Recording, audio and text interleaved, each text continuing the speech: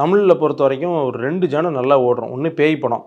எல்லாத்துலேயும் ஒரே கதை தான். ஒரு வீடு இருக்கும், அங்கே போகாதன்னா போமாட்டாங்க. ஊரில் வேறு வீடே இல்லாத மாதிரி அங்கே ஒரு குடும்பம் குடியேறி இந்த ரூமை திறக்காத கட்டு போட்டிருக்குன்னா அங்கே தான் போய் குழந்தை விளையாடும், திறக்கும், பேய் வந்துடும்.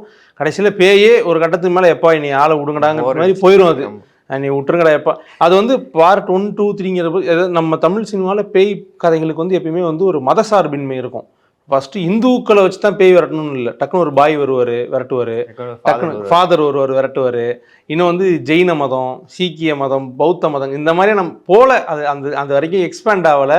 ஜொராஸ்ட்ரியனிசம் அதையுமே கொண்டு வந்துருவாங்க. ஜப்பானில் இருக்குது, சில மதங்கள்லாம் இருக்குது, அந்த மாதிரிலாம் இருக்குது. ஜூவிஷ் மதங்கள், யூதர்கள், அது மாதிரி நிறைய இருக்குது. அவங்கெல்லாம் இப்போ வைக்கலாம். இப்போ அடுத்து இது நம்ம அடுத்தடுத்த பேய் படங்கள் வரும்போது அந்த மாதிரி எதிர்பார்க்கலாம்னு வச்சுக்கோங்களேன். அடுத்தது இந்த காஞ்சனா 4 வருது. நான் பேரை சொல்ல மாட்டேன் என்ன படம்ன்ட்டு, நீங்கள் தான் சொல்கிறீங்க. சரி ஓகே, அந்த மாதிரி படங்கள் வரும்போது நம்ம எதிர்பார்க்கலாம்னு வச்சுக்கோங்களேன்.